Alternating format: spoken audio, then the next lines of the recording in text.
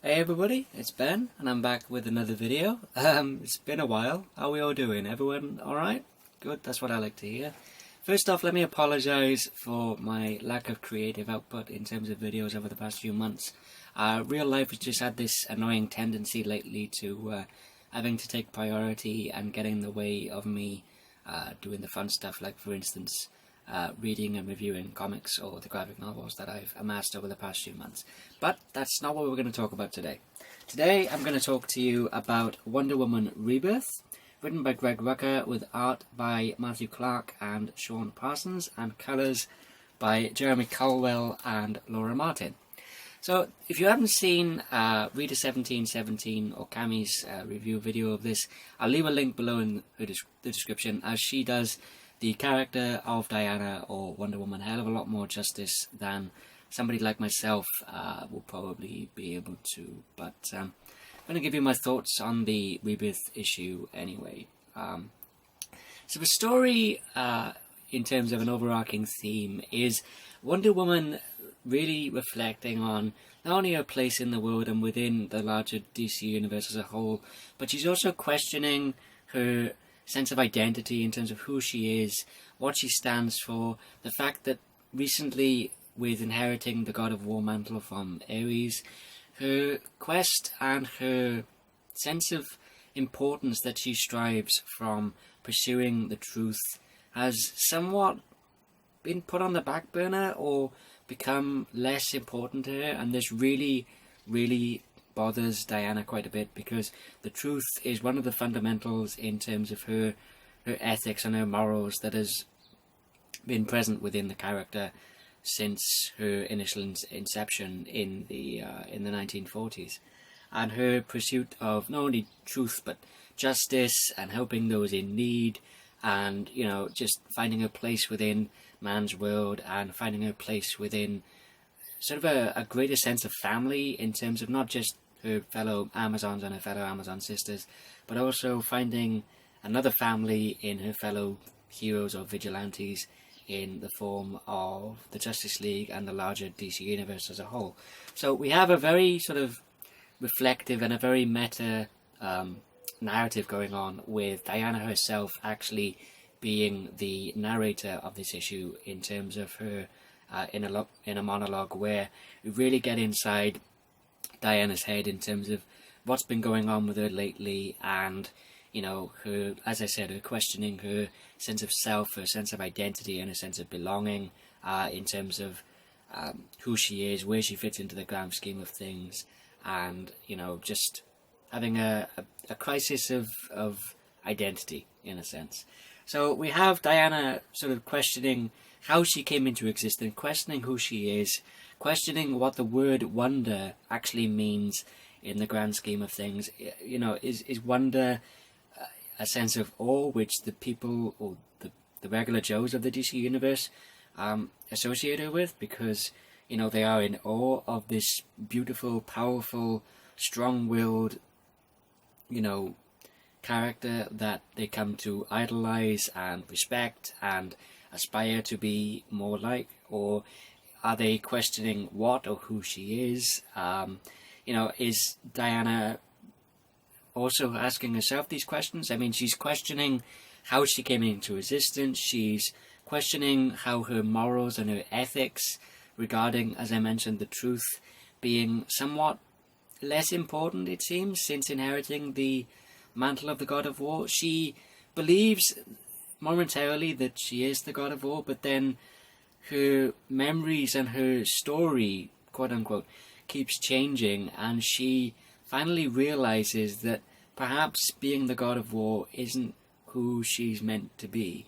And this is really personified where there's this great scene where she's looking into a mirror and almost sort of looking in on herself and asking herself these questions, and she gets this really great flash of all of these memories that have been lost from the past decade. From those of you who have read the Rebirth issue of the main event, you'll know that a decade's worth of memories has been taken from the DC universe at large, as narrated by a de-aged but back in the mainstream universe Wally West, the former Kid Flash and the former Flash, doing Mark Waid and Jeff Johns run on The Flash from the 1990s and 2000s respectively. So you have Diana sort of really beginning to question herself in terms of, the truth. She even admits that the truth should be important. The truth is important, and it should be of greater importance to her than it has been recently. And there's another amazing scene where Diana becomes so driven and so intent on figuring out who she is that she actually uses her own lasso of truth on herself in a means of finding out her identity in terms of who she is, and who she is in the sense of defining herself as a person,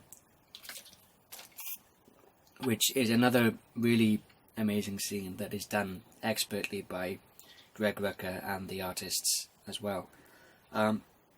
So you also have, with the scene with the mirror, you have almost a sense of Wonder Woman was searching for the truth. She did stand for justice. She did help those in need, and perhaps those aspects of her character have been lost somewhat, so she's almost sort of rediscovering her true purpose in life, I guess you could say. Or at least that's what I got from reading the issue anyway. And you also have this really great through line of not only finding out more about herself, but also finding and determining one's self in terms of one's identity, one's sense of belonging within the grand scheme of things, and one's place in the world, in a sense, which Greg Rucka has done expertly, not only with the character of Wonder Woman in the Rebirth issue, but also with characters that he's worked with in the past. Excuse me, particularly the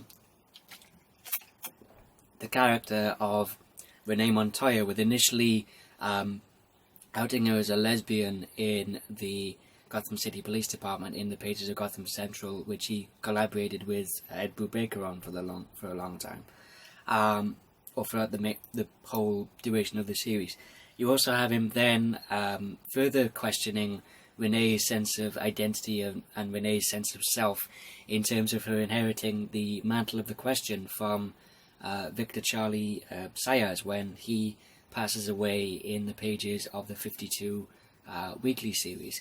And you also have him doing it to a certain extent with the character of Kate Kane, or Batwoman, in terms of her coming into her own in terms of the Batwoman identity and finding her own sense of identity, her own sense of self, and her place within the DC universe at large, as well as at the same time trying to maintain a balance between her vigilante activities as well as trying to maintain a sense of balance in her personal life as well. In the pages of the Detective Comics run in the Elegy storyline, with collaboration being done with J.H. Williams III on artwork. So this is not something that Greg hasn't done before, and he's done masterfully. He brings his knowledge and his experience of doing this with other characters and applies it flawlessly and brilliantly to the character of Diana or Wonder Woman. I have to say, for those of you who may be hesitant in terms of perhaps new Wonder Woman fans out there who might have gotten into the character from the New 52 incarnation with Brian Azzarello's run, or maybe after seeing the Batman vs Superman film and becoming interested in finding more about the character in terms of a comics perspective from Gal Gadot's performance as Diana in the film, I cannot recommend that you pick this up and read it for yourselves.